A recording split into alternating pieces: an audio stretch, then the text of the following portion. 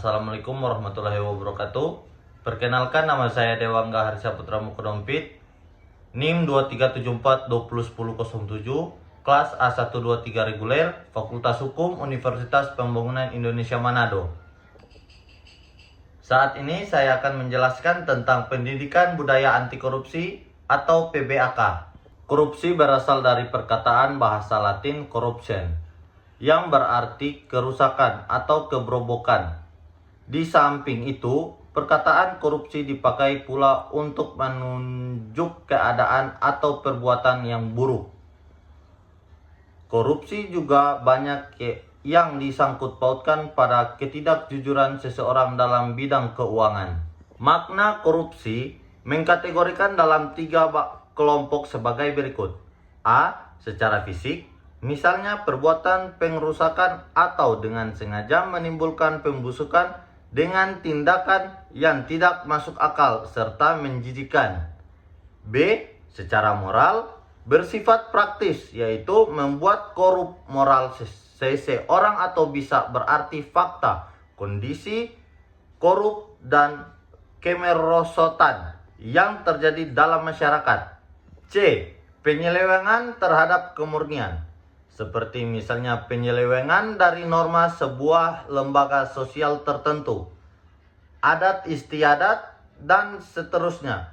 Perbuatan ini tidak cocok atau menyimpang dari nilai kepatutan kelompok pergaulan.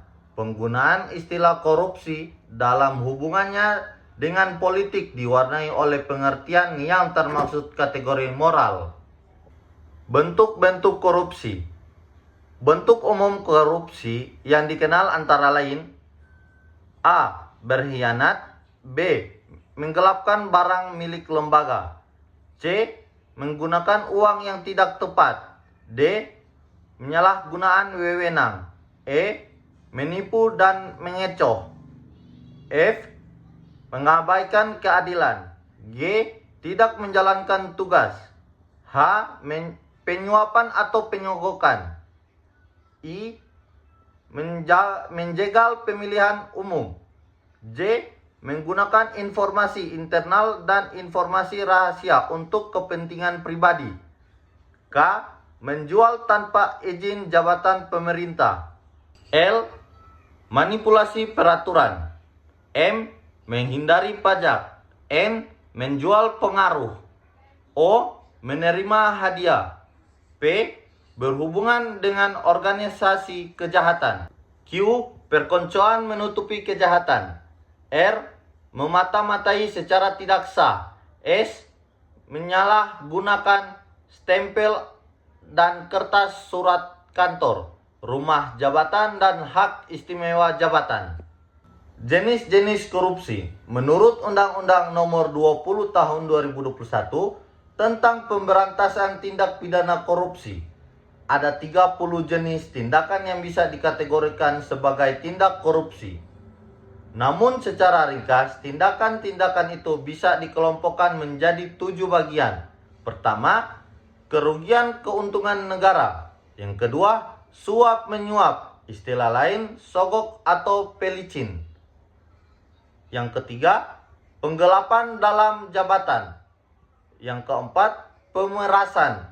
Yang kelima, perbuatan curang. Yang keenam, benturan kepentingan dalam pengadaan. Yang ketujuh, gratifikasi, istilah lain pemberian hadiah. Korupsi merupakan tindakan yang merugikan negara baik secara langsung maupun tidak langsung. Korupsi otogenik adalah korupsi yang dilaksanakan oleh seseorang diri dan tidak melibatkan orang lain, di mana korupsi ini merupakan korupsi yang terjadi ketika seseorang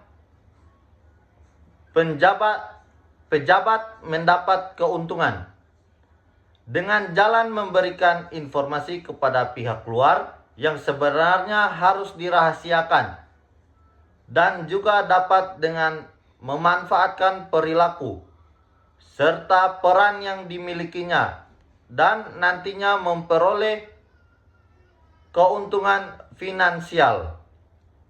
Adapun dampak yang ditimbulkan dari korupsi yaitu dapat merugikan diri sendiri, negara, dan rakyat. Ada beberapa strategi dalam pemberantasan korupsi, yakni strategi preventif, strategi deduktif, dan juga strategi represif. Membangun sikap anti korupsi dapat dimulai dari hal-hal kecil di sekitar kita. Contohnya, seperti meningkatkan iman dan takwa kepada Tuhan Yang Maha Esa, bersosialisasi dengan sesama manusia, dan lain sebagainya. Sekian dari saya, Dewangga Harisaputra Mokodompit. Cukup sekian dan terima kasih. Wassalamualaikum warahmatullahi wabarakatuh.